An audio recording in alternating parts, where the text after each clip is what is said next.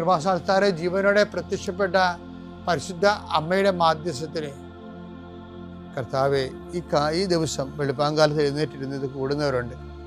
സമയം രാവിലെ ഇപ്പോൾ കിട്ടാത്ത കാരണം പിന്നീട് കൂടുന്ന മക്കളുമുണ്ട്. ആരായാലും ശരി കർത്താവെ അവരെ നീ ആശീർവദിക്കണം. ഇന്നത്തെ ദിവസം അവരുടെ അശ്രദ്ധ കൊണ്ടായിരിക്കും ചിലപ്പോൾ സമയത്ത് അവരത് ഓർത്ത് കാണത്തില്ലായിരിക്കും. പക്ഷെ അകപ്പെട്ടു പോയി. അങ്ങനെയുള്ളവരെ കർത്താവ് ശിക്ഷിക്കരുത്. മനുഷ്യൻ്റെ അകപ്പെട്ടു പോയ ഇടങ്ങൾ തോറ്റ് പരീക്ഷയുടെ പാതാളത്തിൽ പോയ ആൾക്കാരുണ്ട്. ഇൻ്റർവ്യൂവിന് തോറ്റ് വിസ പ്രോസസ്സിങ്ങിൽ പെട്ടുപോയവരുണ്ട്. അതിൻ്റെ ഒരു പാതാളം നിങ്ങളുടെ മുമ്പിലുണ്ട്.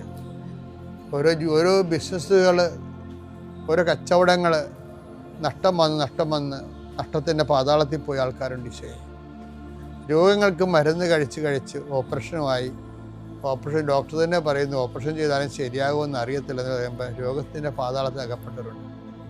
പക്ഷേ ഓരോ രാജ്യങ്ങളിൽ മെഡിസിനൊക്കെ എടുത്തിട്ട് തിരിച്ചു വന്നിട്ട് ഇന്ത്യൻ പരീക്ഷ എഴുതിയിട്ട് തോറ്റുപോയവരുണ്ട്.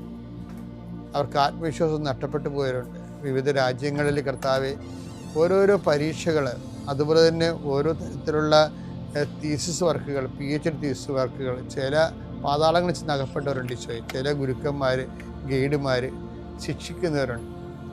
മാനസികമായ പലതരത്തിലുള്ള സാഡിസ്റ്റുകളായിട്ടുള്ളവരുണ്ട്. ഈശോയെ, അങ്ങനെയുള്ള പാതാളങ്ങളിൽ ചെന്ന് അകപ്പെട്ടവരുണ്ട്. ഈശോയെ, ഇതുപോലെ ഓരോ വിഷയങ്ങളും മനുഷ്യൻ അനുഭവിക്കുന്ന സാമ്പത്തിക ചില കടങ്ങൾ, ചിലയിടത്ത് കൊണ്ടുപോയി പണയം വെച്ചിട്ട് അവസാനം നമ്മുടെ കിഡ്നി വരെ വിറ്റാലും തീരാത്ത അവസ്ഥയിൽ പുതിയ പലിശക്കടങ്ങൾ വന്ന് പാതാളത്തിൽ അകപ്പെട്ടവരുണ്ട്. ഈശോയെ, അടക്കപ്പെട്ട പ്രതീക്ഷകളെ കർത്താവ് നിൻ്റെ പ്രകാശത്താൽ പുതിയ പ്രത്യാശ നൽകിക്കൊണ്ട് യേശു ക്രിസ്തുവിൻ്റെ നാമത്തിൽ എന്തെല്ലാം വിഷയത്തെ ദൈവവേദനെ നീ ഇന്ന് വേദനിക്കുന്നുണ്ടോ അതെല്ലാം കർത്താവിൻ്റെ നാമത്തിൽ നീങ്ങിപ്പോകട്ടെ. ഈശോ നാമത്തിൽ കൽപ്പിക്കുന്നു.